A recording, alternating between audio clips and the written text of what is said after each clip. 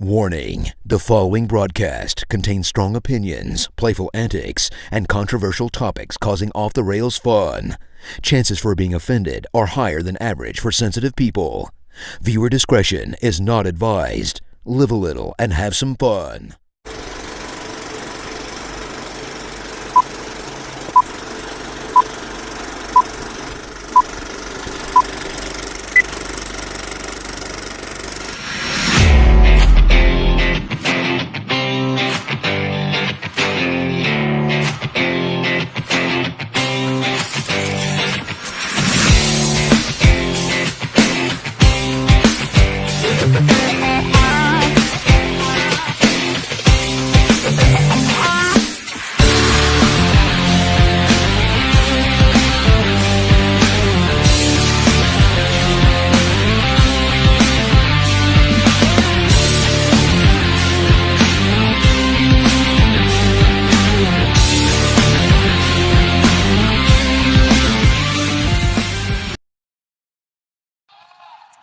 Good evening, everybody. Welcome to the Coach's Box Call Like We See a podcast.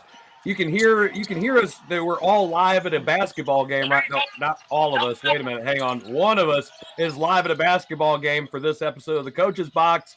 I'm joined this evening with Jason Jarvis, who's not at a game, and Mr. Jim Powers, who is at a game tonight. He is in the Norm Stewart Classic in Columbia, in Missouri. And Jim, how's that going up there? It's going great. I mean, some really great games. Last night turned into a really late night because our second to last game went double overtime, and then our last game of the night went regular overtime. So instead of getting out of here early, shut up, Jarvis. Instead of getting out of here early, we got out of here at midnight last night. I'm sorry. No. I'm sorry. I'm about to fade out. I mean, Jim Powers is actually. He's actually here. Hey, look at him. He's actually on the Coach's Box. In the flesh. I figured I'd stop by for a few minutes. But no, right now, Montgomery County and Columbia are playing. And then we'll wrap up the nightcap with Kankakee in Mexico. And then, some great games tomorrow. Fayetteville, Arkansas is up here, and they won their game earlier. It's a great tournament. But the big thing too is all the money that is being raised goes to the American Cancer Society and Coaches versus Cancer. That's awesome. It's terrific. We've had a couple check presentations today, and wish the old ball coach could be here this weekend, but he's not feeling real well right now. So, but still, it's just really, really cool, and some really, really great games. And tomorrow we've got just a jammed schedule of games starting at 11 o'clock tomorrow morning. So it's a lot of fun. I love being out here for this. And Denny Hunt and, Sean Erickson just made his grand appearance. And, a literally grand appearance. Everybody had to kiss the ring when Sean walked in. So, but no, it's a great time. Some great crowds here. Coach Gates has been here. In fact, he is standing down in the corner by their locker room. So it's really cool to see all those guys here as well. The Coach Gates who defeated the Kansas Jayhawks. That's right. Yeah, Coach Gates. There are still little pieces down in the antler end zone here from the bleachers that really aren't right after the court rushing this past Did you just Sunday. say end zone? The end zone down here, on the right. That's what they call it, where I'm Jason. at. That's what they The call it. end Jason. zone. Yeah, the stadium. Even in basketball. Yeah. Okay. I've never heard of it in basketball. Well, it's because you don't have a gym that has bleachers on that side. I don't either. I'm just telling you, that's what they call it. Hey, if you guys don't know it, we're getting a new gym. So My bad. My bad. I know you are. I saw it. I was told it's back there. Dude, there's walls going I know. up. Like it's really gonna happen. Really, I just want to know: are they going to name it Jason Jarvis Court? Probably. So many things I want to say, but I'm just gonna keep it. I'm gonna keep it PC. I don't know what the court's gonna be named. The gym's gonna be named. I doubt a subpar below 500 basketball coach is something they're going to name it after. But, I've seen crazier things happen. Oh, look, Eddie decided to join us. Hey, yeah. Eddie, we'll see you tomorrow, boy. It's war. It's war. Yeah, JV yeah, freshman game going on. right. The Herculean Black Cats are going to travel up to Arnold to play the Fox Warriors JV freshmen. That might parlay into a varsity game at some point. You know, Might see that. it could parlay into varsity game next year because Gilman did say, well, we can't because of the black and red, but then I haven't talked to Gilman, so don't. But I thought in my head, but we'll have two gyms, so we Yeah. can do it. If we have to play in Robinson, I'm fine with that. So, 0-4. Shut up, Eddie. I just want Hey, to all the Chris Miller coaching tree is on here tonight. You got Dave Crump getting on. Oh, yeah. You got Ed. I mean, heck, you got all kinds of them. Hey, we just need a few more here. Zach Well- McVay. Oh, wait, he's in Northwest. Yeah, Northwest hey, thumped us last night. So yeah, Jarvis, people are asking if you're okay. I know. They were asking me okay because I almost had a heart attack that you were actually on the show. Oh, Hey, Lord. Jim, what you really should do is see if you could get Coach Gates to come and say hi and say you're watching the coach's box, and that's all he's got to say, and slip him a 10, and I'll pay you back. Well, number one, that's not going to happen. I mean, you giving me the 10 to pay back. Well, I got Hey, Venmo, so hey, Coach Coach Crump. Venmo does work. Coach Crump. Coach Crump. That is above my pay grade, bro. I don't make those decisions. Or you might have been a black cat if I had anything to say about it. But you know, No, Coach Gates is down. He's got a couple of his assistants, and they got Denny Hunt cornered. So I There wonder you if they're go. saying to I wonder if they're telling Denny, "Hey, you gotta get some more high-profile kids here, so we can recruit them." hey, Yeah, but he is a great conversationist, Hunt. yeah. Man, we talked to him that year we were at the Chicago clinic and Gates spoke and he's like, man, it's so cool. You guys are from Missouri. I know Herculaneum. And he was going on. He was Dickie Hunt was he was fun to talk to, man. He's a talker. He does a lot for the association, that's for sure. Him and Sean, Yes. and those guys. I mean, I just say that. I don't say it just because I know them. I say it because they do, and that's what they're trying to do. They're trying to get the kids some notoriety playing in that big event. They're trying to help out coaches. I mean, that's what the NBCA is all about, and we also love just the fact that we were able to be a part of that with Norm Stewart. Norm Stewart Classic is just such an awesome thing. Oh, I will tell you what, the Norm Stewart, I got the autograph ball that I won up there at the coaching clinic, which was pretty cool. And having Norm talking, I was sitting front row and he's right there.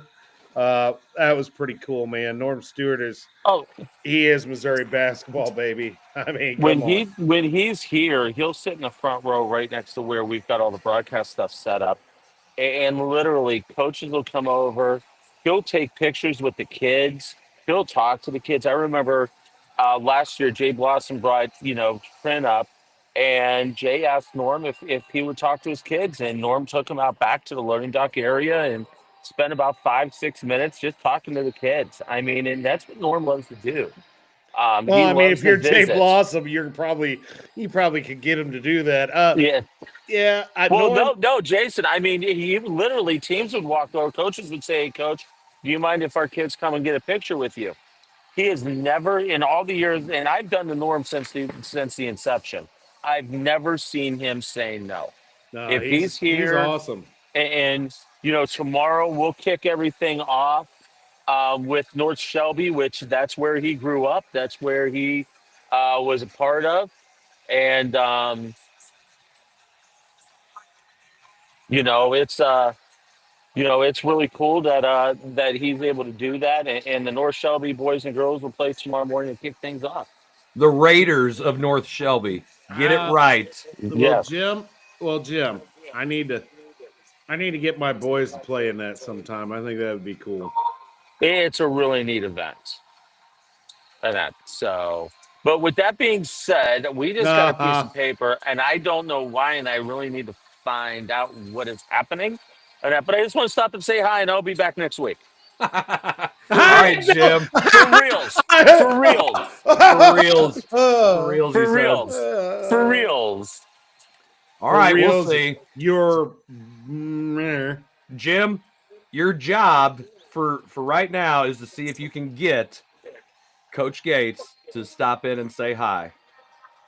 All right. Whatever they have you do, that doesn't even matter. If they tell you got to do something, listen. This is the most important thing. We would love to have Coach Gates say hi to our viewers. Eddie, that's one thing that will not happen. I will not ever get out. I will not get out of Park Hills Christmas tournament. Sorry. That ain't gonna happen. Eddie, that ain't gonna happen. Just stop. So, All right, boys, let me get rolling. I will see y'all next week. Have a great week. All right, Jim, you have fun. Take care. That's Jim Powers. He is helping call games and work at the Norm Stewart Classic. Big time. Big time. Jim Powers. Thank you, Jim, for stopping in. We'll see you next week, buddy. See ya. And, I'm telling you, Jason, that's I took a team up there back when they used to do the 48 hours of basketball. I mean, obviously we got crushed because I was at Grandview and they put us against Father Tolton because we were both class 3 schools. And you've got the entire Michael Porter, Jonte Porter, all the Porter family in the crowd. And we just got absolutely. They did you a solid. No. And this is a fun story that I didn't know Denny very well at the time. And I was just kind of getting myself into the association. I got put on the board because I said the wrong first name. Yeah, Denny. And so I got put on the board and because I was going to be the co-editor of the Hardcourt Herald newsletter. And Denny asked, he's like, hey, we need somebody to fill a spot at the 48 hours of basketball in the Norm Stewart Classic. I go, Denny, I'm in, man. Talk to our AD. Everybody's on board. And he goes, okay, well, what class are you guys? I said, we're 3. I said, he said, well, how good are you? And I said, well, I mean, we're going to be probably average at best. I mean, Kobe's just coming back from his ACL surgery, the first one. So we weren't there yet, obviously. And I said, we're going to be playing on that Friday night in the Crystal City tournament. So if we play, we need to play like Saturday night. And he goes, okay, well, I'll get you a matchup. I'll let you know. I said, okay. So we wait. He gets back with me and he says, well, hey, I got your matchup. You're going to play Father Tolton and it's going to be the 7:00 game on Saturday night. I said, Denny, Father Tolton? Yeah. I said, why am I playing Father Tolton? Well, you guys are both class 3. I said, that's a different kind of class 3, Denny. That's not the same kind of class 3 that we are. I said, look, if you want to put us against like a class 1 or 2 school that's pretty good, I'm okay with that. This is a different story. Oh, no, it'll be fine. We got beat 71-18. I mean, it was what your game was at 7:00. It's the primetime game on Saturday. They broadcasted the game on ESPN3 online. I'm like, oh my gosh. I remember Coach Davis looking at me, he goes, you brought our butts up here to play these guys and get demolished like that? I said, well, at least they gave us free pizza, Coach. I mean, was it Shakespeare's? No, it was Domino's, but it's okay. It was tough. It was really tough. But I mean, I watched some games there, and it's a fun thing. That was back when it was at Columbia College too, so it wasn't even at Mizzou, and now they play at Mizzou because it's not the same entity as it was. But it's like, hey, welcome to the association, buddy. We got to find somebody. So anyway, it is a fun event. Yeah, Eddie, primetime ESPN3. Yeah, I'm glad they didn't broadcast it nationally. That'd have been even worse. But we did help with the I guess the recruitment of the one Porter boy that wasn't named Jonte. I'm sure nobody was betting on that game. Anyway, I know, right? Terrible. Before we go into our main topic of the night, there are some other news we do. It's like a whole slew of stories and big time events that happen in sports. And Jason, it just seems like really we're the only 2 guys that can get to talk about it because everybody else has stuff going on. I mean, not that we have anything. I've had 2 tournaments in 2 weeks. I take that back. I've had 4 tournaments, but I've not been as a part of the JV and the freshman one as I need to be. And I know Eddie's watching. He's probably like, yeah, you weren't even at the freshman games. But anyway, we've had a lot going on, man. I mean, the Juan Soto deal was the biggest professional sports contract in North American history. So obviously, even tops anything in soccer. Insane. It's an insane amount of money. And for anybody who is holding out hope as a Cardinals fan that we had any shot, just shut up. Just shut up. There ain't no freaking way. Anybody who even thought. You're kidding. People, oh yeah, no. There's really people who thought that they were going to pony up some cash. No way. No freaking way. Not going to happen. Absolutely not. No. No, we got another revenue. Nobody showed up to the game, so we can't even, we couldn't pay that kind of money, okay? No, there ain't no freaking way, even if everybody was there. Everybody's there. No, it still ain't going to happen. I mean, we wouldn't be 2-1 if I was there. But, no, it's an insane amount of money to pay one player. What are you doing? I was getting me some Coke. Oh. It's like you just leave the show whenever you want to. I do what damn air. No, I do what I want. Oh, why? Whatever. At least I show up, unlike the rest of the crew on this gosh dang show. I know, right? What we Me and you are busier than any of these guys. Any of them. Yeah. Wait, what guys? What guys? What guys? Who else is here? But I mean, that's a lot of money, man. And I'll be honest with you, I did not, for the life of me, think that he would leave the Yankees for the Mets. No freaking way. I thought if he went anywhere other than New York, it would be to the Dodgers. I did not think I knew the Mets would probably try to get him, but I did not, for the life of me, think that he would go to the freaking Mets. And I don't know why he would. I don't know why I would go to freaking Mets. No way. Dumpster fire. Pond scum. Oh, look at it. Don't talk about baseball. I don't care. Okay? The Juan Soto contract isn't just about baseball. It's about paying somebody who plays one position an entire just an enormous amount of money. He could make $800 million. $1 million a year. Yeah. He could make $800 million after all of the incentives kick in. Like all the stuff that whatever you hit. Could I just make $1 million? Give me $1 million. I'd take 100,000 right now. Shoot. I'd take 20,000, 10,000. Use words. It's insane. It's an insane amount. I mean, I want somebody. They a long time ago when Alex Rodriguez signed a massive deal with the Rangers, and everybody was losing their minds then. And it was like this big mind melt, and everybody goes, "Oh my gosh, he's making X amount of money per at bat." I want to know how much Juan Soto's making per pitch he might see on the average. It's how do you pay somebody? It's funny you say that. I was watching.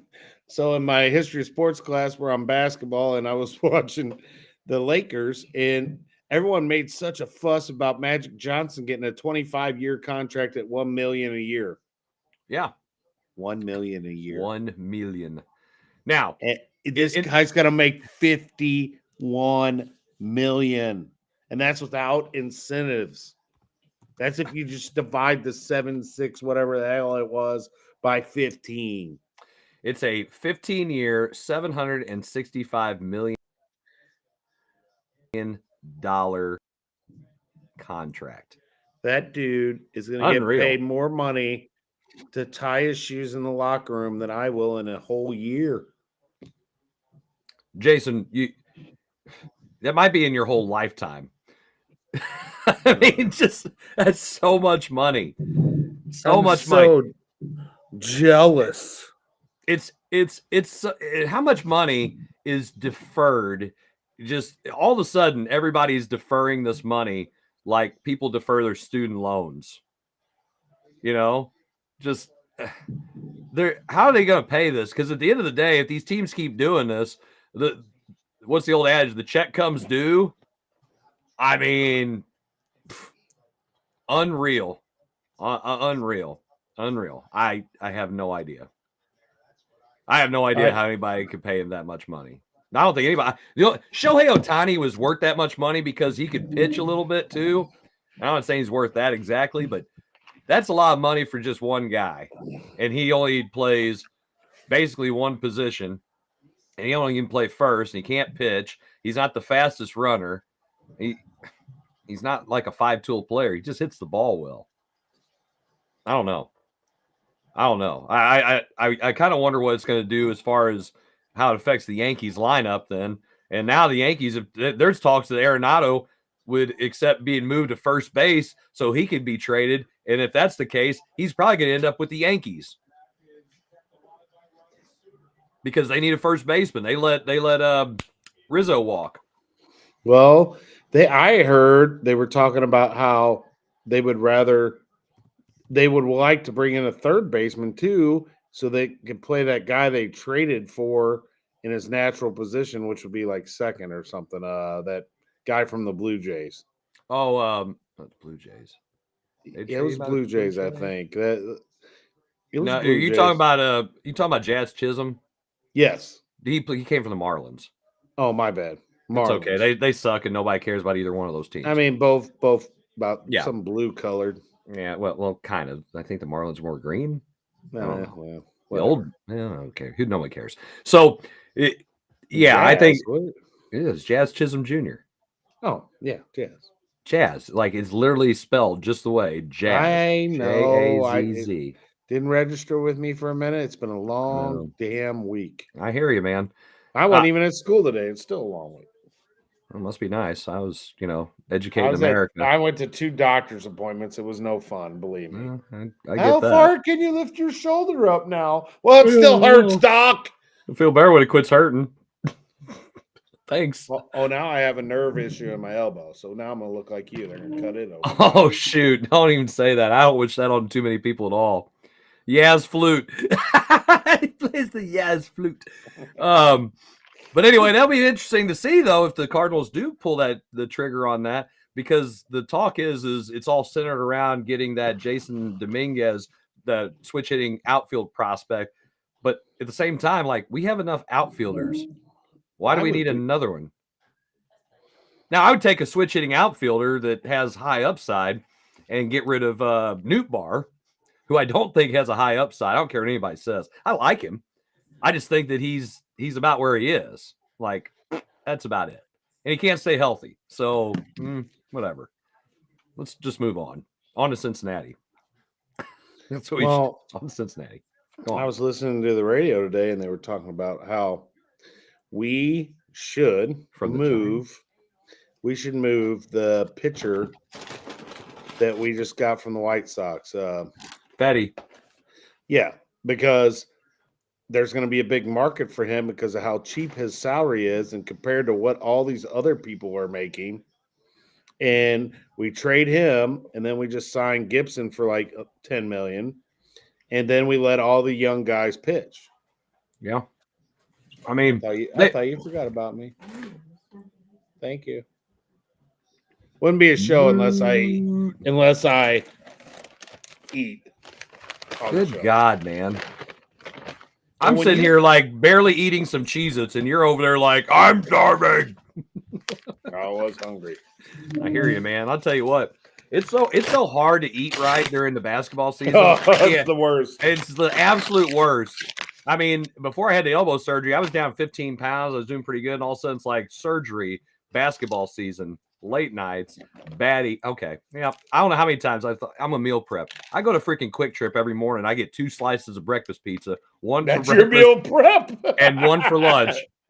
And that's me in a nutshell. It's like, well, this is really working out for me. That and a couple of Red Bulls, and we're ready to fly.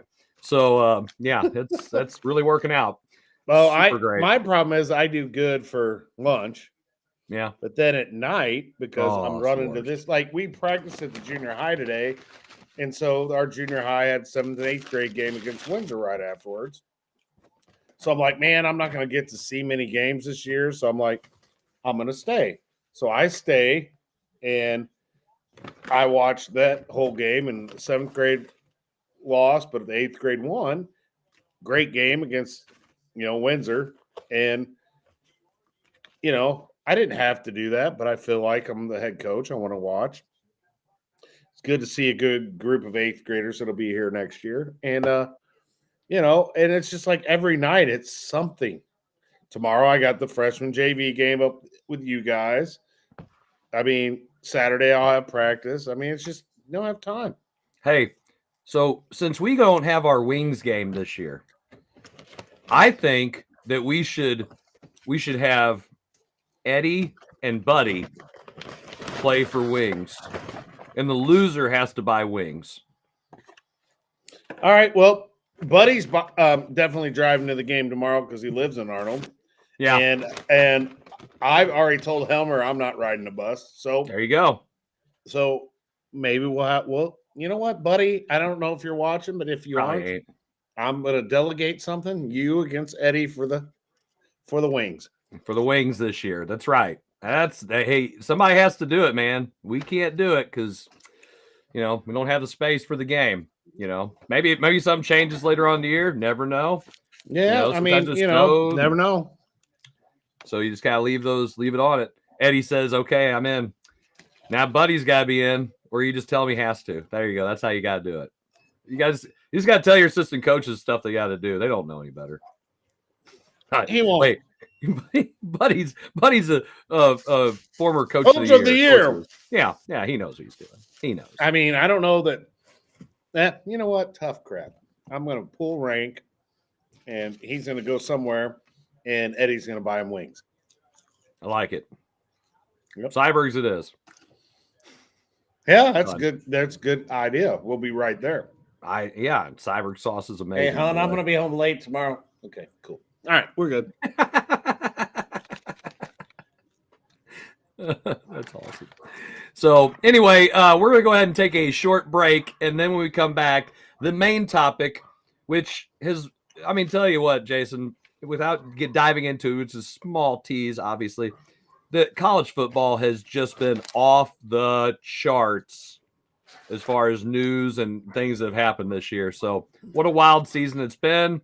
And we're going to be hitting on another major story. And we ain't even talked about the college football playoffs yet. I mean, it's just, again, so much has been going on in sports. The college football, man, it is insane. So we come back. Jason should be done with his McDonald's, and we're going to be talking some college football playoffs and the biggest news that we've had in the last 24 hours. You are watching the Coach's Box. We'll be right back. Right back.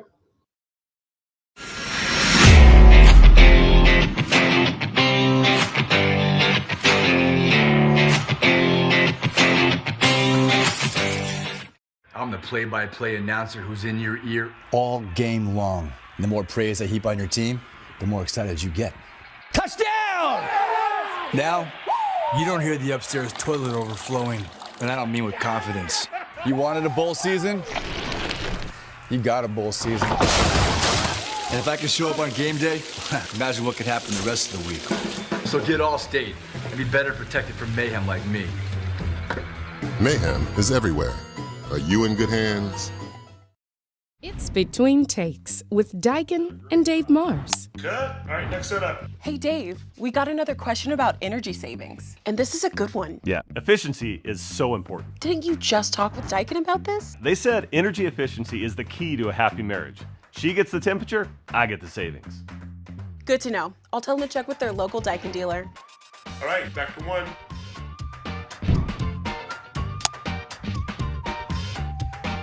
Give Home by SMCI a call today at 636-337-4444 or email them at service@homebysmci.com.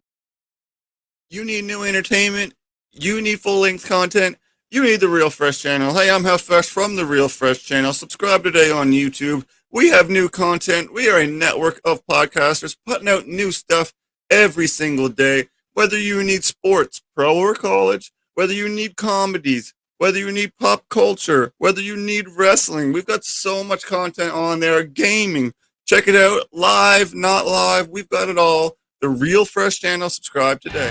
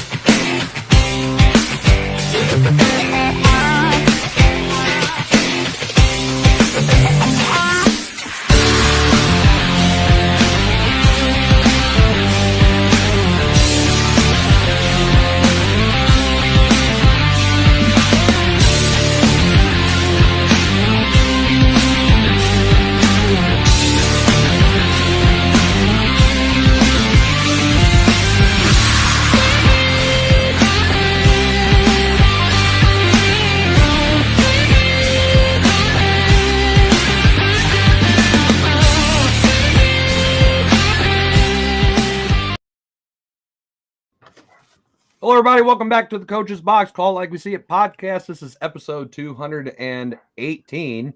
If you like our show and you enjoy watching us and enjoy watching us be a bunch of idiots whenever some of us are here, but most of the time me and Jarvis are here, feel free to share, like, subscribe, and comment on all of our videos, whatever platform you're watching on, whether it's Facebook, YouTube, or live right now on the X. We appreciate your support, and we do appreciate you tuning in. Jason, we talked about it last week, and I don't think we both realized that that was even an option.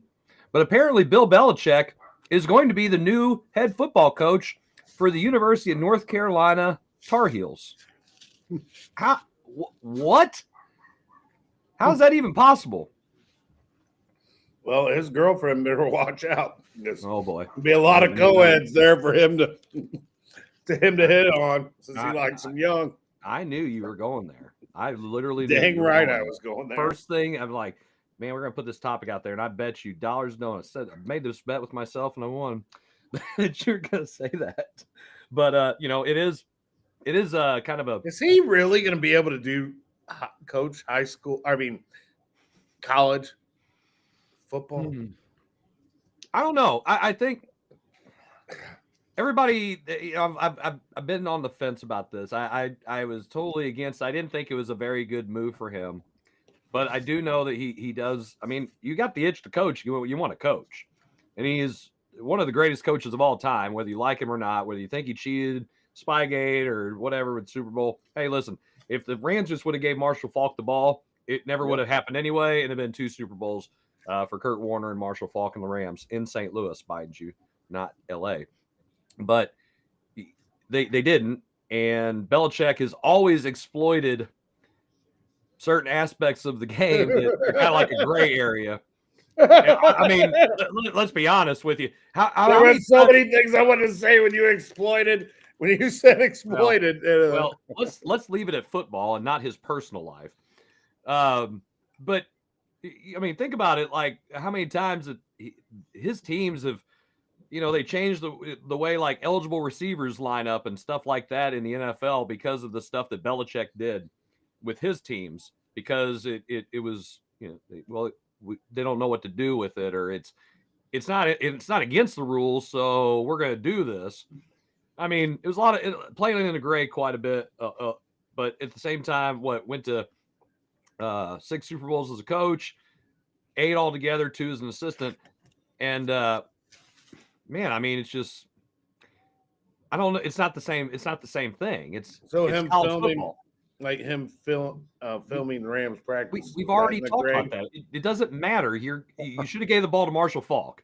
End of story. Whatever. 14 times is not enough.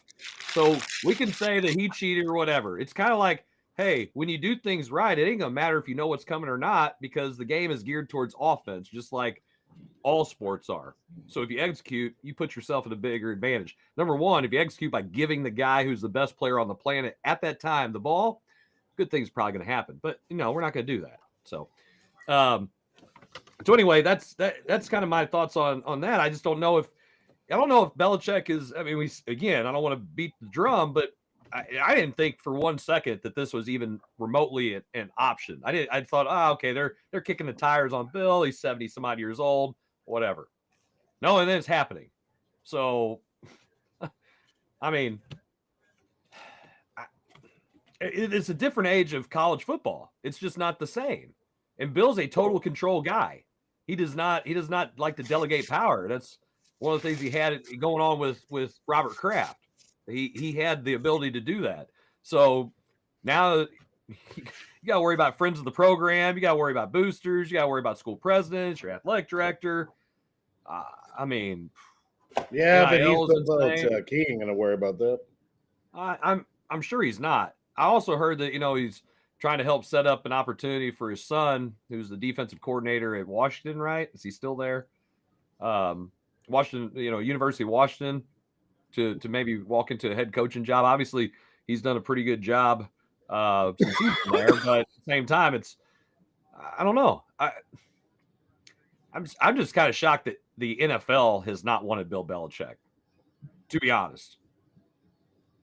That's just my thoughts on it. I don't know. Is he getting blackballed for some reason? I think everybody looks at the fact that he's in his 70s and says, we don't want to hire a guy who's in his 70s and you know how he's going to be. He's Bill Parcells reincarnated, so he's going to want to be the man. He's going to want to run the show, and a lot of people don't want to give the executives who run NFL teams do not want to give up that kind of power to a coach. And he doesn't have that kind of relationship with anybody in order to say that I'm going to be the coach and you're going to be the GM and we're going to make this work. All those people are retired or dead because he's old. But NFL coach's shelf life is like 3.5 years. So I don't know why anybody wouldn't want to hire him because he is pretty good. And he's shown that he can stay somewhere and create a program. And I don't know. It'll be interesting to see how that works out.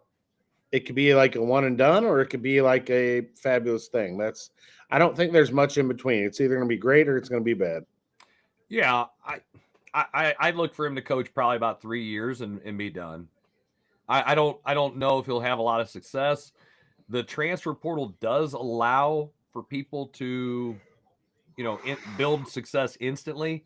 I mean, if I'm a defensive guy, yeah, I mean, one of the best defensive coaches that ever lived. Right? I mean, yes. So I don't know. The crazy thing is when Belichick was in New England and he drafted guys. He drafted a lot of guys that played for Schiano and Nick Saban when he was at Michigan State and obviously in Alabama. And he got those kinds of guys because those were the kind of guys he knew that he could coach. Even those 4th, 5th, 6th round guys, Julian Edelman was a guy that, he found those because he was that kind of guy. And from programs like that came out, like Edelman went to Kent State, wasn't it? But anyway, these little programs where you had these tough coaches. I mean, if you're an NFL team, do you want a guy who could play for Bill Belichick to play for you? To be special teams guy, to be, a third down running back kind of guy, a little scat back. I mean, wouldn't you want that kind of guy? Wouldn't you draft him with those low picks and say, this is the kind of guy that we want? I would think so. But what do I know? I mean, I definitely don't know basketball. Shit. I don't know if I don't know about football. I think that'd be the kind of guy I'd want to get. You're the football guy, Jason. This is up your alley. This ain't mine. Yeah. I'm just interested to see how this works at the college level with them. Yeah, me too. But I mean, curious. Football's football, and so that's the one thing that's going to remain consistent. And it's football. So he knows football. So yes, I mean, I just think. Do I think he can do well? Yes, but will he? We'll see. Yeah. God, what a way to end the second period. That sucked, Blues. Anyway, sorry. So the other big college football story, the actual number one college football story, is the college football playoff. The very first 12-team playoff. Jason, you've seen the bracket. What's your thoughts about the playoffs? Oh, I hear him typing. He's pulling it up. He is so prepared. That's right. Go ahead. Click, Jason. Get on it. I do not. I'm not going to lie to you. I've not even looked at it. What? Nope. Prep for the show, my ass. I didn't. Oh, come on. I know. Why am I even saying that? After 5 years of doing this, you're not going to prep for the show. Where the hell's that at? I don't even. How about this? How about you Google college football playoff? If you're working with kids, Lord have mercy. They even have their own website. Okay, so the top 4 seeds. Yeah, I see that. Oregon 1. Yep. Georgia they get 2. A bye. Yep. So does Boise State. And Arizona State. Wow. And then you have Texas and Clemson. They'll play next week. Tennessee, Ohio State, with Ohio State being the 8th seed. So they're really hosting. Texas was the 5. Clemson was the 12. Clemson was the last one in. Penn State at 6. They will be hosting SMU, who lost to Clemson. And you have Notre Dame Clemson at 7. turned this thing upside down. Notre Dame at 7, hosting Indiana 10. Yes, Clemson turned this whole thing upside down and then knocked Alabama out of the playoffs. I mean, there's been no bigger thorn in Alabama's side in the last 8 years than the Clemson Tigers. Yeah. I mean, Saban would have won 4 consecutive national championships had it not been for rub and tug, Deshaun Watson, and Dabo Swinney. I said somebody else. Dabo Swinney is the one who ruined it. So that being said, he single-handedly goes on national TV, thanks Jesus, and knocks Alabama right out of the playoffs. How about that? Dabo has struck again. We all wrote him off because he doesn't use the transfer portal. And he says, I see you, I raised you, and we're in the bracket. Unreal. Yep. Absolutely unreal. Right. I don't understand that, but whatever. It's hard to bet against that Clemson team and that coach. I mean, hey, they got it done, man. So how this is set up, which, I mean, when you look at the bracket, you're thinking, why the absolute hell is Boise State a 3 seed and Arizona State the 4 when you have Texas who's been in the top 3 ranked nationally all year? Penn State's been in the top 5. Ohio State's been in the top 5 just about all year. How come they're not ranked higher or get the higher seeds? So here's how this works. So the 12 participating teams will be the 5 conference champions ranked highest by the College Football Playoff Selection Committee, plus the next 7 highest ranked teams. The ranking of the teams will continue to be done by a selection committee. We all know that. The 4 highest ranked conference champions will be seeded 1 through 4 and will receive a first round bye. So Arizona State being the representative of the Big 12, correct? And then Boise State being what conference is Boise State in right now? Everybody's moved around so damn much. I don't even know what they're in. What are they? What is Boise State's rank? They got the 3 seed. Jeez, I know. We're all like, what? I saw it for the first time, and I'm like, what? They are the 3rd highest ranked conference champion, Mountain West. Okay, so that's how that went. Yeah, they're in the Mountain West. I knew that. Why am I asking that question? Okay, so then after that happens, the 5th conference champion will be seated where it was ranked, or at number 12 if it is outside the top 12 rankings. Well, non-conference champions ranked in the top 4 will be seated beginning at number 5. Because of this, the seeding 1 through 12 could look different than the final rankings. That's why that worked out. So for anybody who wanted to know, that's why. They have all these stupid things and tiebreakers and everything else. But well, if you look at it's weird, you look at the rankings, and Alabama is 11th in the rankings. Yes. But it's not in the college football playoffs. Right. I know, right? It just doesn't make any sense in that standpoint. To me, it's like, then why have the rankings? But I guess they play this like very minute part in filtering who should be where. I guess, but I mean, I don't know. Arizona State, they're the 4th highest ranked conference champion, Big 12. Yep. So they won the Big 12 is why they're in. Mm-hmm.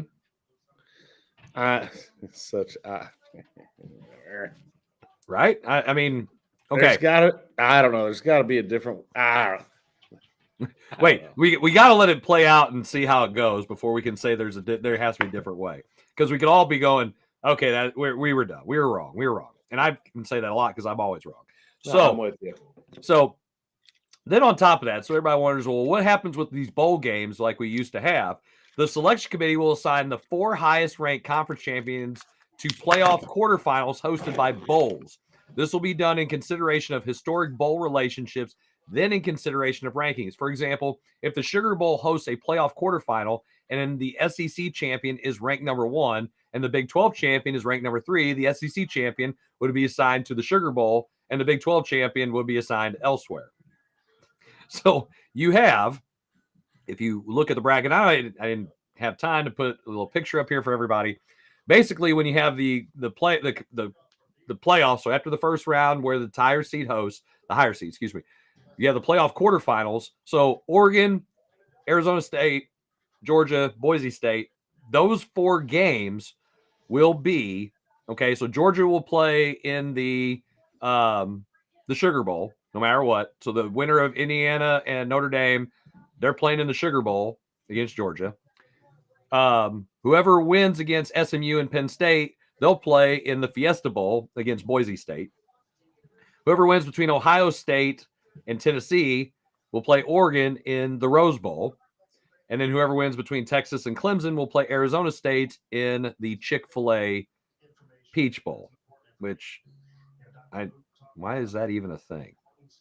Anyway, then the winners will play in the semifinals, and the winner of the Georgia-Boise State side will play in the Capital One Orange Bowl, and the winner of the Oregon-Arizona State side will play in the Cotton Bowl. And all the winners will play in the national championship. Or the winner of all of those sides will play national championship. That is insanely hard to follow. I had to look it up just to see it, and then I had to refer to it just now in order to get it right. And I'm telling you right now, it is confusing as hell.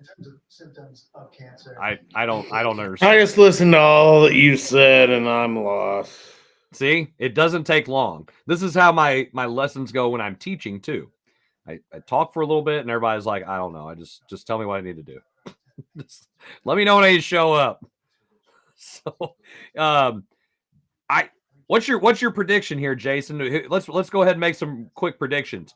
We've got Texas and Clemson. How do you think that one's going to go? Dabo got any magic? That's Texas. Yeah, Texas is going to win. Yes. Yeah, I think so. How about Tennessee at Ohio State? I'm rooting for Tennessee. I don't think they're going to win, though. I don't either, but that's who I'm rooting for. Well, and Jim can suck balls. Whoa. Basketballs? Yes. Okay, that's good. Baseballs? Yeah. Okay. Too. Okay.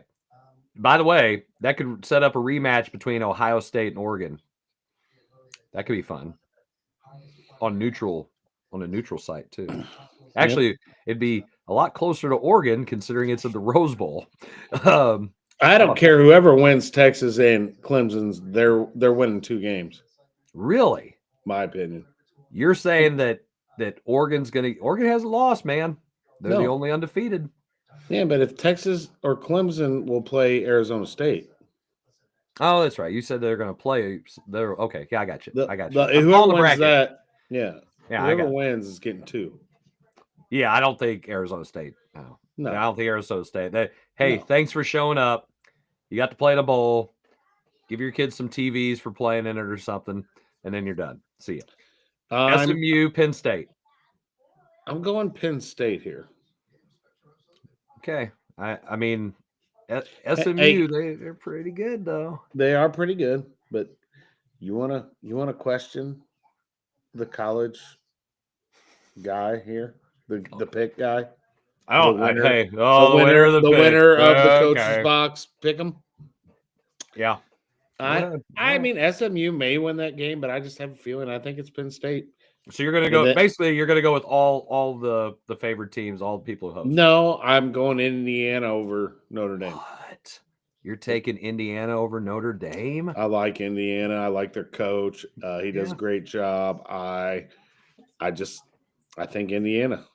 All right. That's I think in that bottom one we talked about, Penn State and SMU, whoever wins that wins too also. Nice. I'm not a Boise. I mean, Boise State plays a weak schedule. Yeah, either one of those other teams is winning that. Oh, I agree. But that's also why I don't think that the kid from Boise State should win the Heisman. That's just my opinion. Well, I said I don't think. I think it's Colorado's guy. I think it's Travis Hunter. Yeah, it has to be. think so. But No, it dude, doesn't you have to can't- be. Doesn't have to Okay. be. I There we agree. go. Doesn't have to be. I mean, Woodson won it, and he shouldn't have either. But in this aspect, Hunter should win. Wait, stop. Time out. Charles Woodson shouldn't have won the Heisman? No. Oh my gosh. You sound like an Ohio State fan to say something like that. No. You're even wearing red. Nope. Oh my gosh. Charles Woodson who should have won it that year? One of those quarterbacks.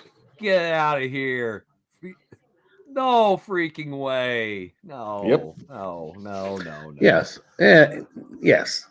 Charles Woodson is not.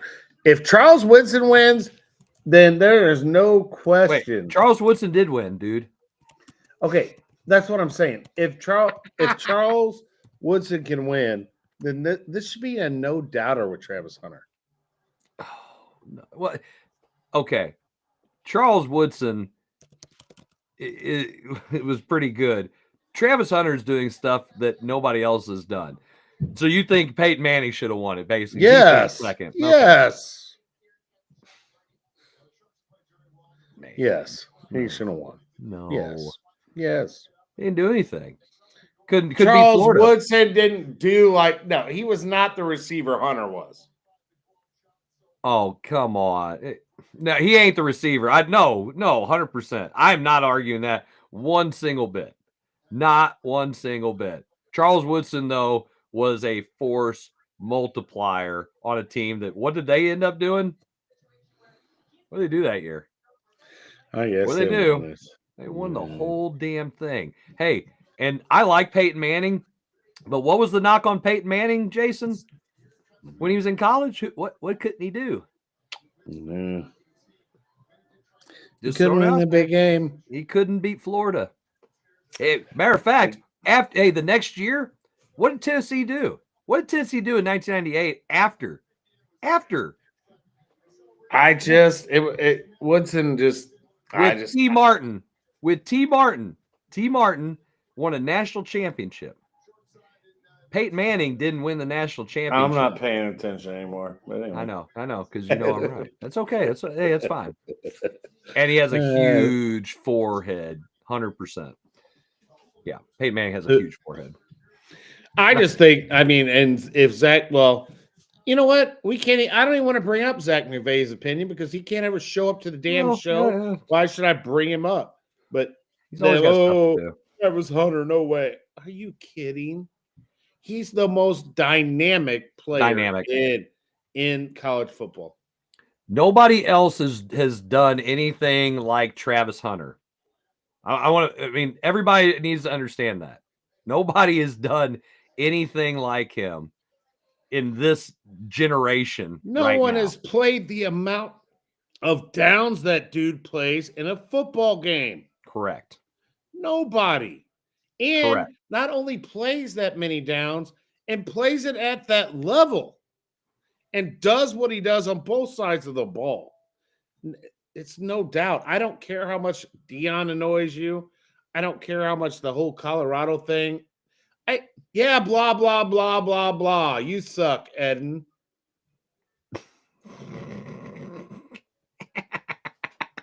So here's his stats right now, just so anybody who wants to argue. Okay, as a defensive back, evidently Eddie wants to argue. That's fine. He always does. Trust me, you always see how. That's why you have him on staff. That's right. Yeah, I gotta have. I don't want yes men. So Travis Hunter has 21 solo tackles. He's assisted on 11. He's got 4 interceptions. Okay, and he leads the conference in passes defended by a defensive player, and he's forced to fumble. So that's pretty good. That's pretty good line for a defensive back. How about the fact that he also leads the conference in receptions as a wide receiver, and he also has 1,100 receiving yards, 14 touchdowns, which also leads the conference. He even has a rushing touchdown on the season. So he's got 15 total touchdowns. There's nobody else in America who does that. I don't care what freaking conference he plays in. I don't care what schedule he plays. The fact of the matter is he's doing stuff that nobody else has done, and he plays on both sides. And as you said, which is the number one reason why he should win, it's because he plays more downs. He doesn't play just one side of the field and take plays off. He's playing all the time. So he should be, because the Heisman, I thought, was for the best college football player, and he is the best player. He doesn't have the best stats, because then the kid from Boise State would be the guy. He's the best player in college football, and it's not even close. It's not. No, it's not. I don't get it. I don't get what people think. I don't understand it.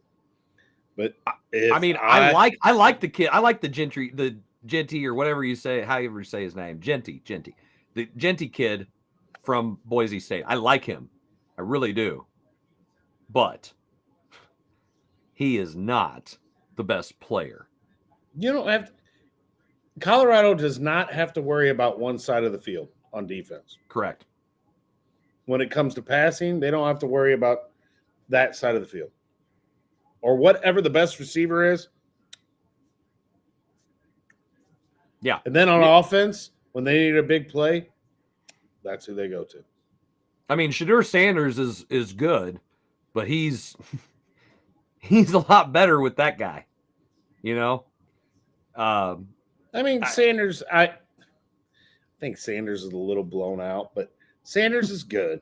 Mm-hmm. But he's not as good as Deion acts like he's good. Right. But in a quarterback starved league, he's going to go somewhere. I mean, my God, look at that disaster of whatever the hell is going on at the New York Giants. So, I mean, they were ripping on Drew Lock, and I'm like, dude, he's had like 2 seconds to pass the ball, and he's on the ground. Like, there is no, like, that place is quarterback hell. Yeah. I mean, it's a dumpster fire.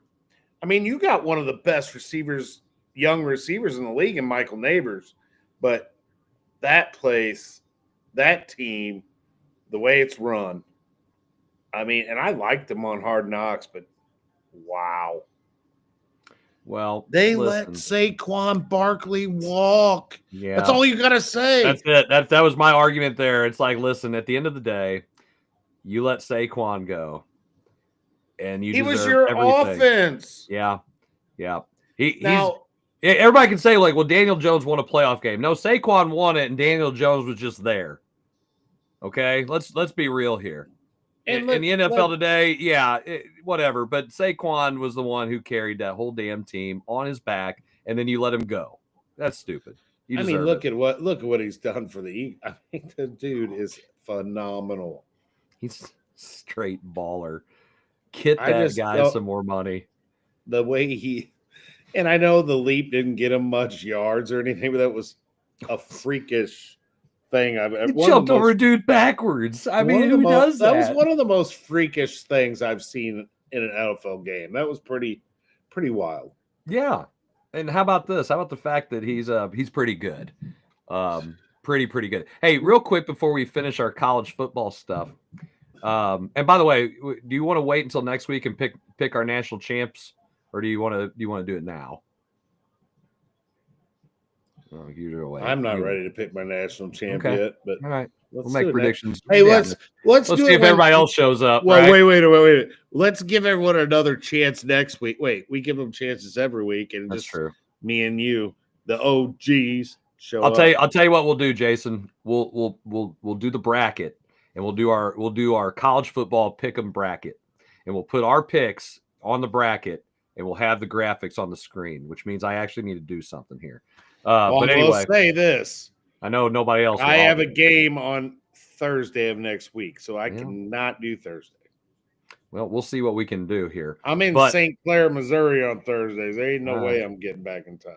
Well, what's St. Clair famous for? I don't know. Teachers who get fired for OnlyFans accounts. Oh, yes, sir. All right, real quick before we jump off the college football thing. Ashton Genty is less than 200 yards away from breaking Barry Sanders' all-time rushing yards in a season. Now he's still in fourth place, but Kevin Smith from UCF is in third. Melvin Gordon is second, only to the great Barry Sanders, who is on my top 2 or 3 running backs of all time, because I thought if Barry Sanders had the same offensive line that Emmitt Smith had. You said top or 2 or 3? Yes. Oh, it's hard. No, I'll tell you right now, if Barry Sanders had the teams that Emmitt Smith got to run with, Emmitt Smith would not be the NFL all-time leading rusher. That would be Barry Sanders by a boatload, because Barry Sanders, number one, wouldn't have retired from all the beatings that he took. He's lost more yards, like negative on carries, than anybody else in NFL history, and he's what is he, 5th now or something, 6th, maybe 3rd or 4th, I don't know, in 10 years of playing football. That's how good Barry Sanders is, for anybody who needs to know. That's why I always argue. People talk about Steven Jackson, who played for the Rams. He's not in the breath of Barry Sanders, but he was one hell of a football player, because he had all those yards, and everyone knew they were going to run the football because they couldn't do much else. And yeah, that dude was a stud. But anyway, he's not Barry Sanders. He was a good running back. Yeah, Barry. Top 3 running backs of all time is a hard thing. Listen, he only played 10 years. Who's your number one then? Man, it could be Walter Payton. It's really hard for me to argue against Walter Payton. Jim Brown is I didn't get to watch Jim Brown, obviously, but Jim Brown's pretty damn good. And Barry Sanders is right there. Go watch NFL Films highlights of Emmitt Smith. Now, he did break some tackles, but he's getting to the second level. He's taking on linebackers and safeties and stuff. Barry Sanders is taking on the whole defensive front 7. He's the guy who's having to break tackles, and then he goes the distance. He's 4th all time. He's 4th all time in rushing yards. One of the best I've ever seen with my own eyes is Marshall Faulk. Mm-hmm. He is one of the best running backs I've ever seen, catching the ball and running the ball. I'm not gonna. That's the thing. You can argue the guys who can do both, because then you got to think about LaDainian Tomlinson. Then you got. Roger Craig was pretty good. I think Roger Craig should be in the Hall of Fame. I'm probably one of the few people who thinks that. Oh, no, he should be. With the contributions he had for San Francisco and championships and shit, yeah, he should be in there. Yeah. Earl Campbell is somebody just brought up. Earl Campbell is in the Hall of Fame, I believe. Yes. No, but he just brought up as top 3. He has Walter Payton 1, Barry Sanders 2, Earl Campbell. That's the GSM podcast. Oh, hey, thanks for tuning in over there on YouTube. That's a good Eric Dickerson group right there too, man. Damn. Eric Dickerson, man. I'll tell you what. I watched Marshall Faulk play in St. Louis. I think Marshall Faulk's one of the best too. But you are talking about different eras of football, and what the running backs or the fullbacks at the time. Like Jim Brown was a fullback. Obviously, he didn't do the same stuff now as a fullback did in the early '90s. But here's your top 10 running backs by career yardage in NFL history. Emmitt Smith's number 1, Walter Payton number 2, Frank Gore is number 3, 16,000 yards, ahead of Barry Sanders. Now, Frank Gore also played for like 15 years for 5 different teams, just like hanging on. Then number 5 is go. What? I was just going to tell Alicia and Nicole to shut up. So then you've got Adrian Peterson, who I always thought that Adrian Peterson would break Emmitt Smith's record, but he got hurt and then did crazy stuff. Braden Shin scores. Yeah, let's go Blues. And then Curtis Martin, who's in the Hall of Fame, it's 6. LaDainian Tomlinson 7. Jerome Bettis 8. Eric Dickerson 9. And Tony Dorsett 10. Jim Brown is 11th. Marshall Faulk is 12. I mean, when you talk about the guys that are from 6th place all the way down to 16th, they're all Hall of Famers. 17th is Fred Taylor. 18th is Steven Jackson.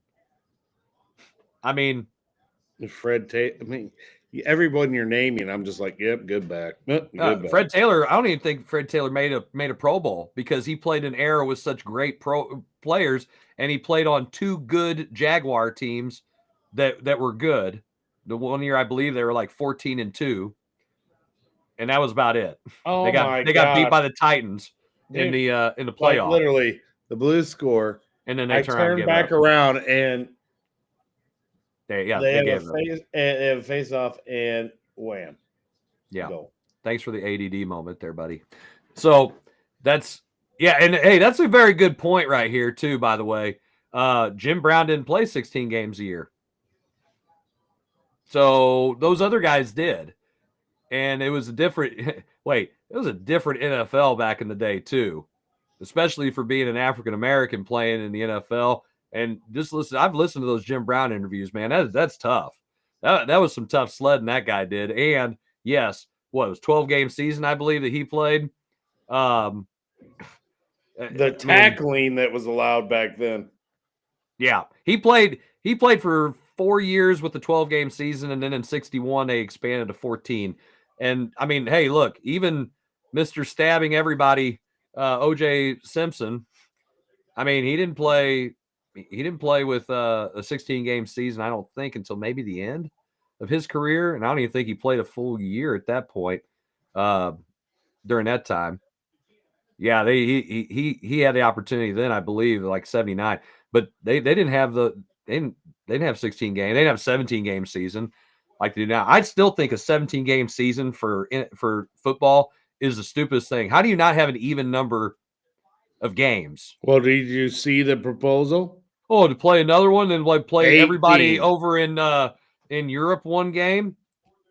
Stupid. Talk about player safety, my ass. Bunch of hypocrites. Shoot. And that's true too. Hey, just comes on our show and brings up great points. Everyone knew he was running 70% of the time. Nobody threw the ball. Again, different era of football. That's why you got, Terry Bradshaw in the Hall of Fame and Lynn Swann and Stallworth. Their numbers aren't that great because you didn't throw the ball that much. Well, that's why you got all these rules now. Yeah, that's true. Well, may he rest in hell. Who's she talking about? Again, different NFL. Oh, she must be talking about O.J. Simpson resting in hell, I guess. Oh, yeah, I guess. That's not up for me to decide. I mean, who else? She ain't talking about us. I mean, Jim Brown. I mean, that's not very nice. He seemed like a good dude. Anyway, we're going to take a commercial break. We come back. We'll finish up our third and final segment. You're watching the Coach's Box here on whatever platform you're watching it on. We'll be right back.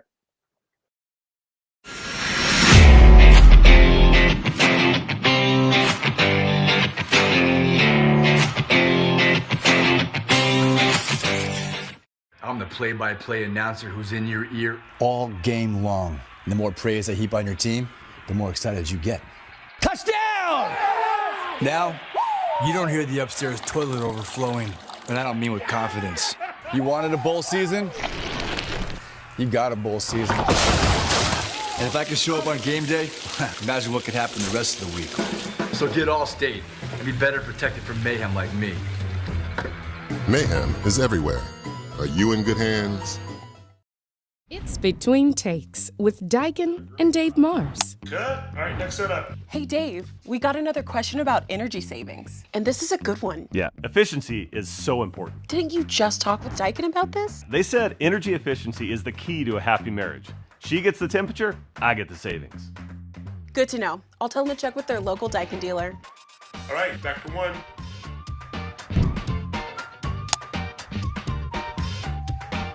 Give Home by SMCI a call today at 636-337-4444 or email them at service@homebysmci.com.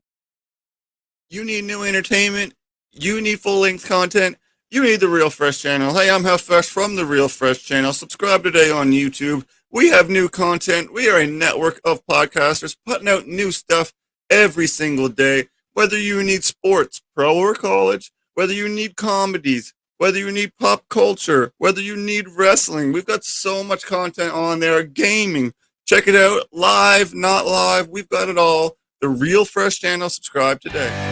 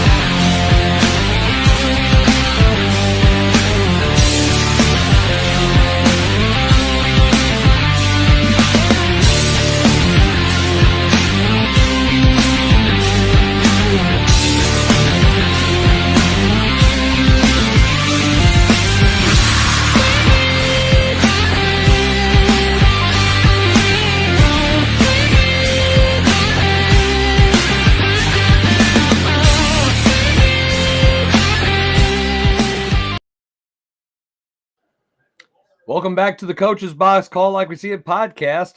This is episode number 218 because Bill is on to Cincin. No, he's on to Chapel Hill. And appreciate you guys tuning in tonight. Whatever platform you're watching on, whether it's Facebook, YouTube, or live on the X, formerly known as Twitter, don't forget to like, comment, share, and subscribe. And we do it all for you for the grand total of Jason. How much? I'm sitting here trying to calculate it right now. I'm trying to use the calculator. Well, as I saw on the promo, and it had me sitting there like this, it said for free. For free. Absolutely free. The Blues just came back and counterpunched and scored. And now it's a 1-goal game. The Blues are down, but they're fighting under Montgomery, the new coach, and they're going to score and tie this up soon. Good, because you know what? It's time that the Blues start playing better. I do like the regime now with Jim Montgomery. I think they're on the right track. They've got a good general manager in Doug Armstrong who's going to try to make it work, man. He's going to try to find Is Jim Montgomery related to Jeff Montgomery of Festus? Probably not, but I just thought it'd be a smart aleck. No, probably not. The great probably. state So, hey, speaking of title holder over there at Festus. Well, speaking of, how about them Festus Tigers, baby? Well, wait a minute. I can't say too much about the Festus Tigers basketball team. They whipped us pretty good Tuesday. Whipped your but win last night? Yeah. No, Tuesday. What was the score? 72-39 or something. They run that 2-3 matchup. They did a good job of running about anything that Coach Dan Johnson, the future Missouri Basketball Coach Association Hall of Famer, decided he wanted to run. Yeah, man, I always tell him that too. I'm like, man, calling him a Hall of Famer, huh? I know he hates it. I just like to give him a hard time. He does such a great job. And I need to start calling him that now. We played against each other. He was a lot better than me back in the day. I was the guy who liked to screen him though, because he did not like it, and he was a lot bigger than me. But he's done a great job. He was a longtime coach at Hillsboro, and obviously been in the area for a long time. Yeah, we did a couple years at Crystal together. Yeah, he was at Crystal. He was at North County twice. I mean, he's been a little bit everywhere. Yeah, he hasn't traveled as much as me and you. No, he hasn't. But he's got a good team over there, and he was just telling me about his players coming back from his football players coming back from their state championship runner-up run this year. Man, it's nobody likes to finish second in the state, but that's just a hell of an accomplishment for the Festus Tigers. And as someone who's from Jefferson, lives in Jefferson County, I'm happy for them that they made it and had that opportunity to play, and it's still a heck of an accomplishment no matter what. and you're an alum, so I'm sure that's how Well, you and felt they too. have taken me off that mountain. My team, and there was like 4 or 5 of different years that Festus had made it to the the 4, but we never made it to the championship game. And the 2024 Tigers are the first Tiger group to make it to that championship game. So kudos to them. Kudos to Coach O, who I think's a quality coach and does a great job over there for the Tigers, and got a great staff over there. Got one of my good buddies, Martucci. He is a coach over there, and man, great for our county, and it was pretty cool. I followed it. The game came on right when I teach history of sports, so I thought it was very appropriate for me to put that on the TV in my room. So did you watch it? Because you can't watch it live then, Jason, because then it wouldn't be the history of sports. You'd be watching present day sports. So as soon as it's 5 minutes delayed, then you watch it, and then it's history. Less than 5 minutes delayed, but it was delayed enough that it was history. There you go. See, you gotta be a forward thinker. Yeah, that's right. And we watched it, and the first play for Lutheran North went for a touchdown. It was rough, but rough. They may have been a little outgunned there, and you make it to the final game. I don't care what anyone says. That's an accomplishment. Absolutely.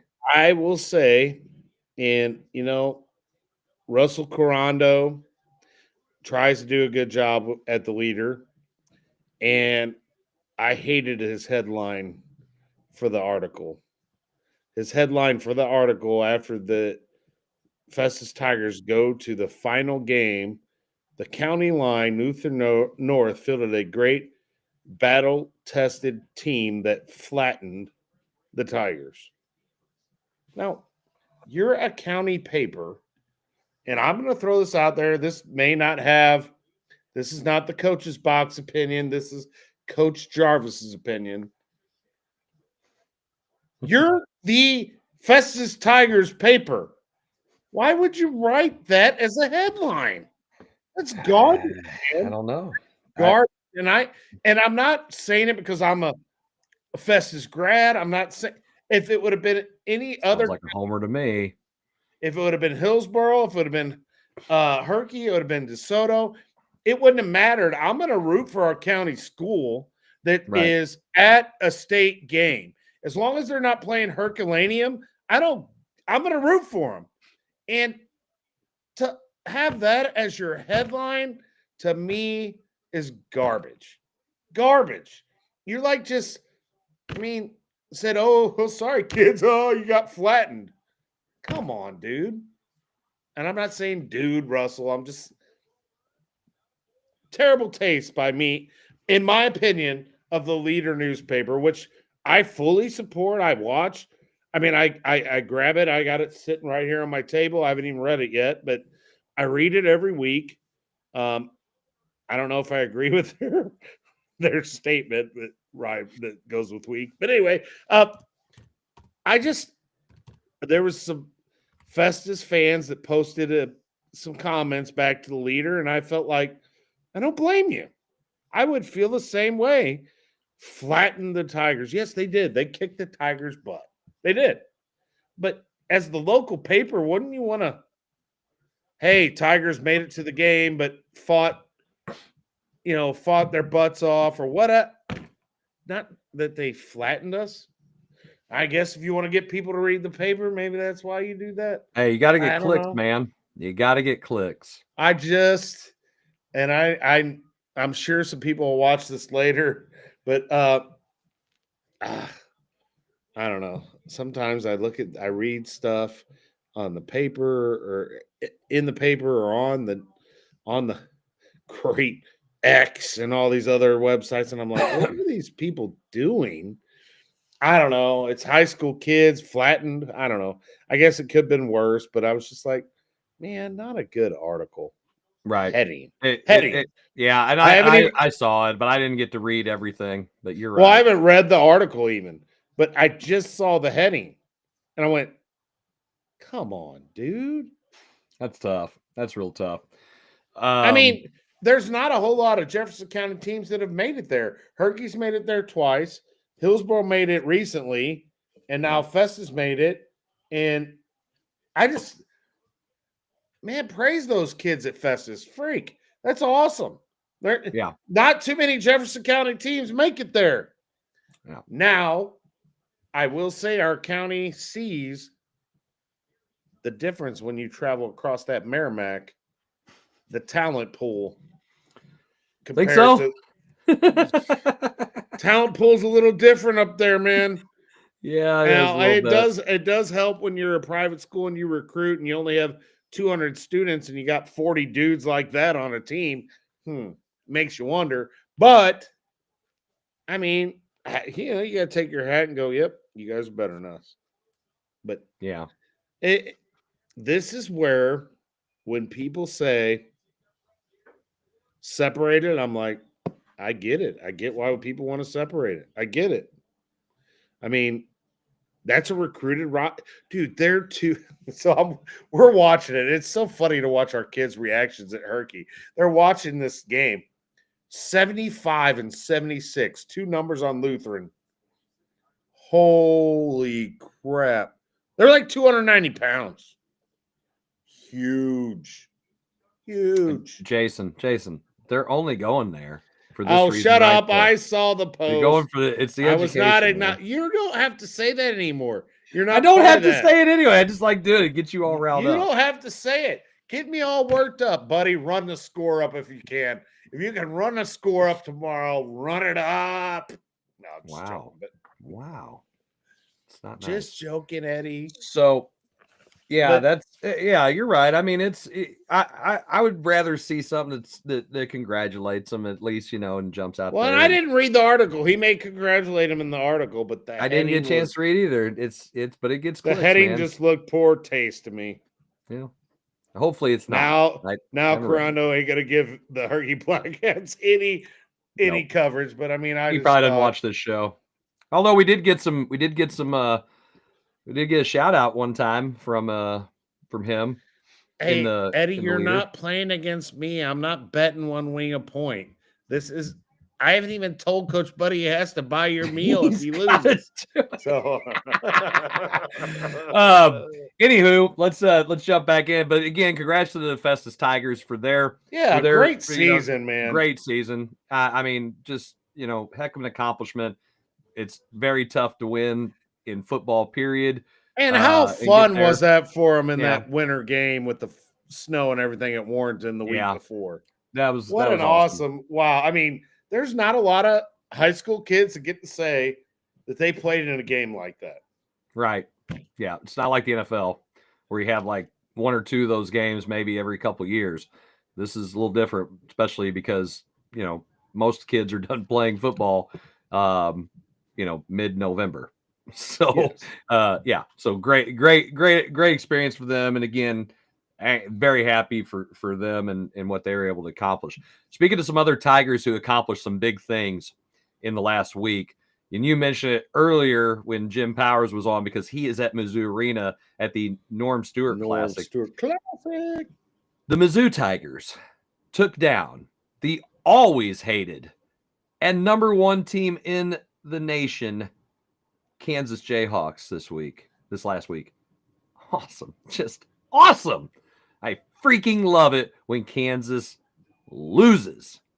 Doesn't matter if they're doing it in basketball, if it's in football, if it's in anything. If Kansas could just lose all the time, my life would be happier. I hate the Rock Chalk Chicken Hawks. They freaking suck. Can you believe my daughter Jillian made us go visit there? You know what? And I wanted to give my son a high five on the trip. You know why? Because Dylan, I picked him up on the way and he went with us. and we would visit every we'd go into like the science center and then walk out, and he'd be like, "Hey Jill, Mizzou's is better." And then we go to the next building. He'd come out and he'd go, "Hey Jill, Mizzou's is better." Awesome. And so awesome. everywhere we went that day, Mizzou's is better. Mizzou's is better. Mizzou's in the SEC. Mizzou is better. So Jill isn't going there. She did pick an SEC school in Arkansas, but it was it was awesome for them to beat. Oh, games on show nights, blah blah blah. I went to my junior high games and made it. Wah. You can be on right now if you're commenting. Wah.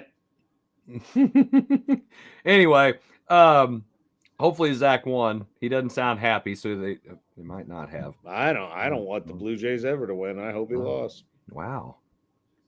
Just like you root for me when we played St. Vincent. What a loser. What a jerk. I did root for you, not. No, you didn't. Yeah, root for me to lose.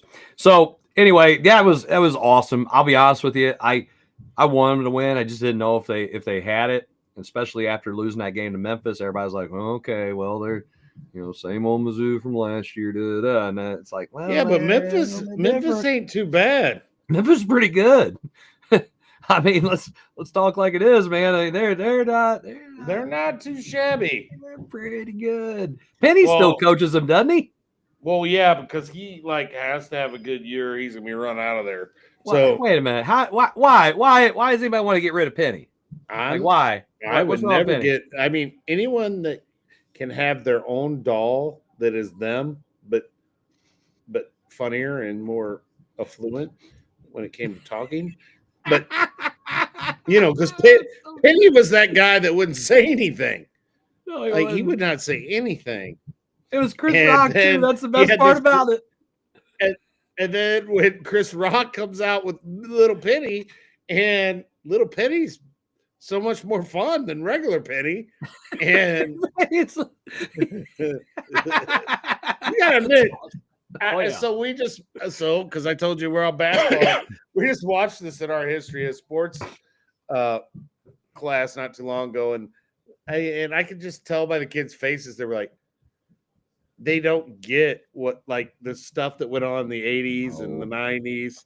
They don't get it. Like me and you think that's the greatest thing ever. They're like, nah, whatever, and I'm like, man, you guys don't understand.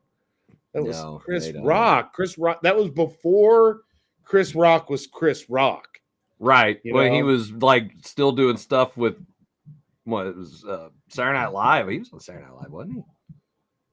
I don't remember now. I'm losing my mind. Golly, Zach McVay, that's bad. I will tell the ex-AD out at R7 that he didn't do a good job for you. I think that was That is rough. And I know he said I had Zach McVay, if it makes you feel any better, the Herculaneum varsity Black Cats do not have a home game until January 7th. Wow, that's a long time. We played our first home game besides you guys coming up, but our first varsity game is actually next Friday against Seckman. That's going to be that's a big night for our school district. Well, we played Seckman on the freshman level Tuesday night, and their freshman team's not bad. They're not bad. Eddie, are their freshman team any good? I know you're watching. Me and Eddie have already talked about it. We've texted back and forth. Gotcha. So, hey, Memphis is 7-2. They just lost to Arkansas State. So, yeah, maybe people aren't too happy. Well, out there. They were 7-1 before. That's a bad loss. That's true. That is a bad one. They did beat UConn. And but then they lost to Auburn. So has a lot of people been beating UConn, right? Well, UConn's, well, they were number 2 in the country at the time. UConn's what, 4-1? No, they've lost 2 or 3. That was then. I think they've lost 3. Yeah, that was then. I was just looking at the. Oh, Alicia, stop it. Let's see here. Hang on. Let's look at. I don't know what the rankings are. Oh, UConn's like 18th. They're 7-3. I told you they lost 3 games. And Alicia, yes, I am debating on whether I'm going to get my bus cert. Yes. Wheels on Jarvis's bus go around and shut your mouth back there. That's exactly how that one's I'm only going to be driving the bus to games, man. Hey, It's an easy way to make money. If I even do it. I just didn't do it this year because I had to go back and get the air brake certification, man. And I couldn't do it while I had that elbow surgery. I wouldn't pass the physical. But, anywho. Yeah, that's it was a big win for Mizzou. And I really hope that they keep it going. I do love Dennis Gates. I've heard Dennis Gates talk like 4 or 5 times now, I think. He's great. He is great. He does such wonderful things with the kids, and they love playing. I got a lot out of that practice that we got to watch up there at the coaching clinic. I'm so glad I've gotten involved with the Coaches Association a little more. But Gates, and here's I'm going to just say this to the national media. They can go kick rocks. The national media and all these people that vote on rankings can kick rocks. How can you defeat the number 1 team in the nation in college basketball, the number 1 team, defeat them pretty soundly? I mean, yeah, we let them get within 10, but pretty good game. And be 8-1 and not be ranked? That is outside my mind. I don't understand. If we're not Missouri, we're ranked. Bingo. And that's exactly what I was going to say. If we were anybody else, it's, oh my gosh, let's bump them up to 16th in the nation because look what they just did. But it's Mizzou, so it's like, well, dude, I would have took 25, but they didn't even rank us. Nope. And if I'm Gates, I'm using that. I'm using that. Yeah. You use every little bit and thing you can use to motivate gosh damn kids, and you use whatever you can. And I would use every moment of that. It's Missouri. You know what? We should just throw up the middle finger to these people because that's garbage. Garbage. Any other team does that, they're ranked. Yeah. And to be 8-1 and to beat Cal and to play it almost, we should have beat Memphis. So if we're undefeated, I guess maybe we're ranked now. That's such garbage. The rankings is such. That's why college football, I can understand why if I'm ranked 13th right now, I'm pissed. I'm pissed because the way the rankings go, it's just it's just grinded my gears. I couldn't believe they weren't in the top 25. I don't see how you can not have them, but they finished okay. So Mississippi in the AP poll, they received votes. Baylor was ahead of them, Arizona State and Memphis, and then Missouri, and they were like in the middle of the pack in the coaches poll. So I don't know what everybody thinks. What the problem is. With Missouri. I mean, I get it. There's like this, well, you saw what happened to them last year. I know that's got to be what it is. Plus, it's Missouri. But, man, they are not the same team. Also, and I have to give Dennis Gates some credit that I didn't want to give him. No. Because I've always thought he plays too many players. Yeah. We've had that conversation. Kansas, if you look at that game, is the first game that he's given those main guys that many minutes. So, and I'm sure that was intentional. I mean, because I think everything Gates does is intentional. Yeah. Everything I've seen, everything I've heard him talk, and to hear Norm Stewart talk the way he did about Dennis Gates made me go, he's the dude, man. If Norm Stewart's saying what he's saying about the guy, I'm like, I listened. And I just think it's a whole, Dennis Gates, Missouri, that's they got their one game. No. I just hope they continue to excel. And you know how it is being a Mizzou fan, damn it. It's depressing sometimes.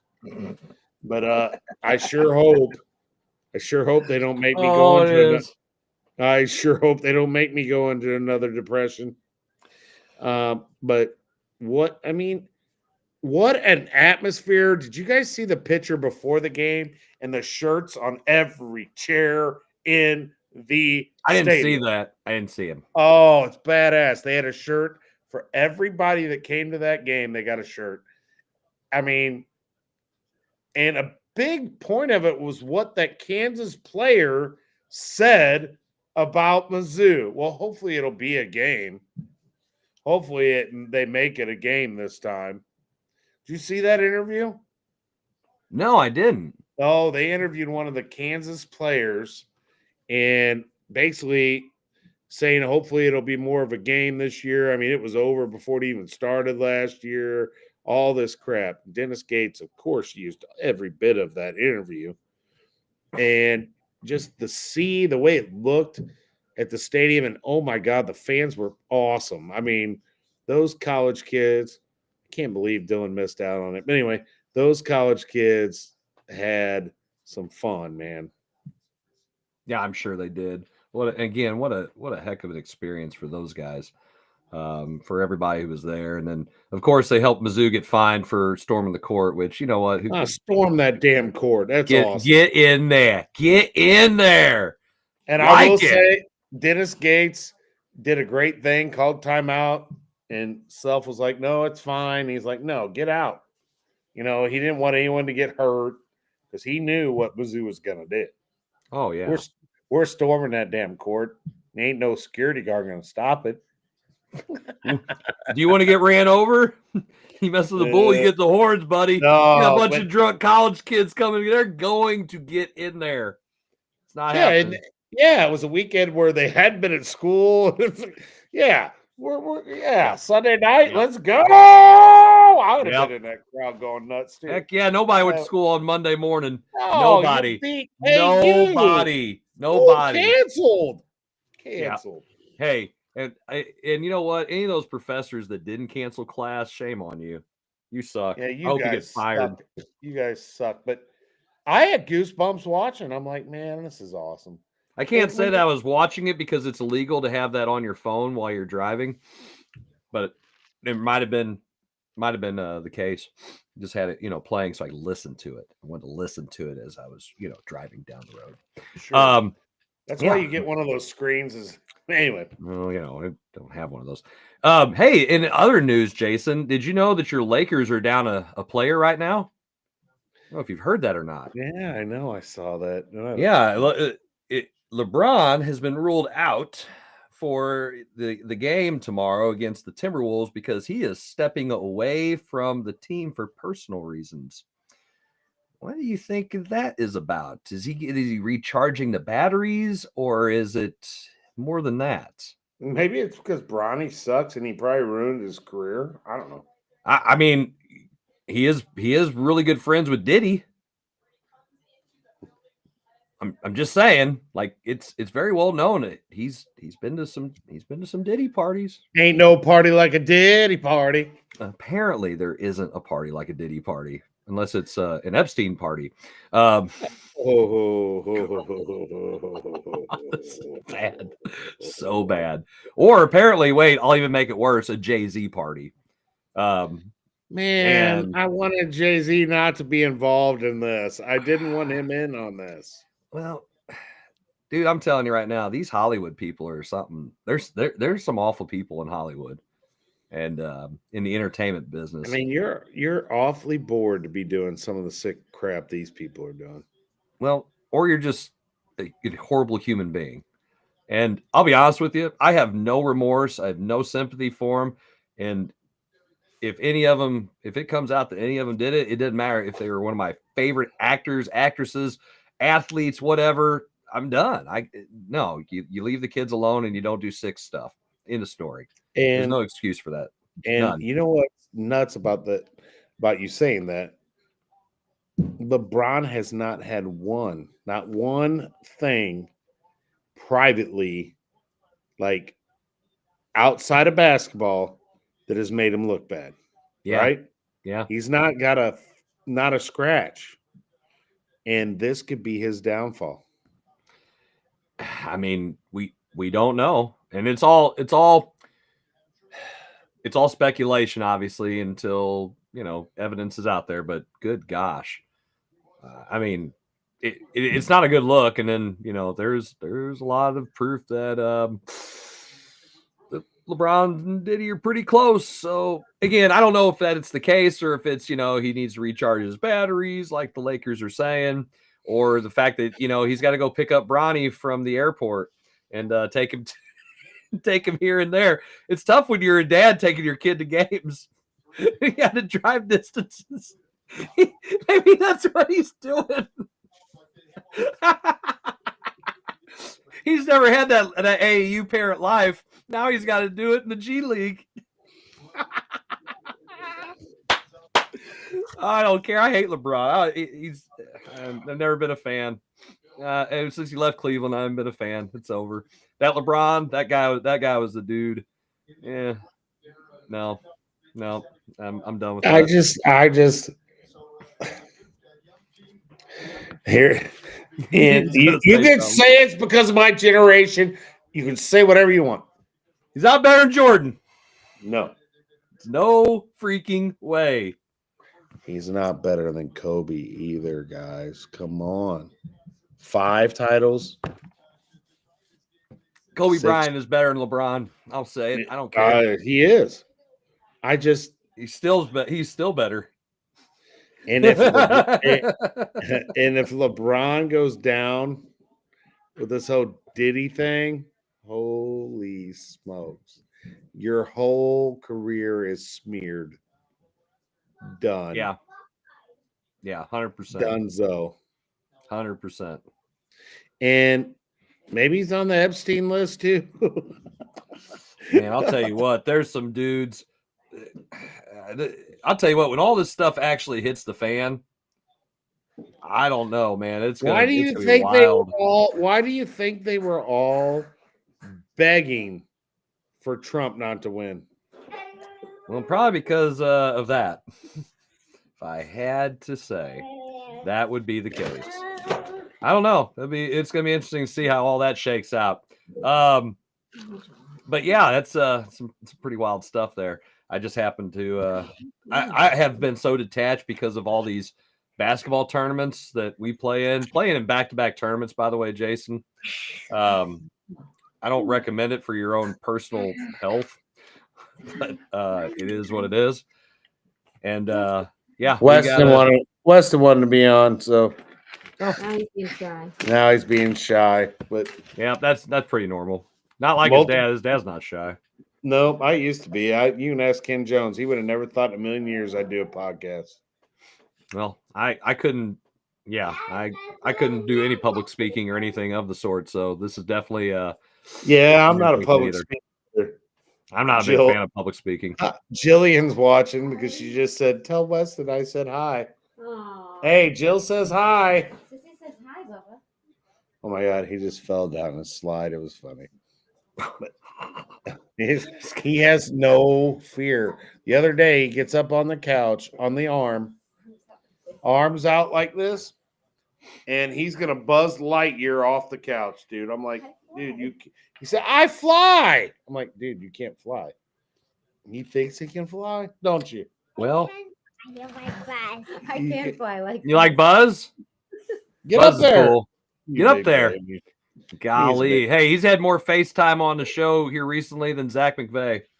Hey, and Kevin Holly and Jim put them all together, man. Weston's a star. Let's tell you. I mean, Dylan Jarvis had more.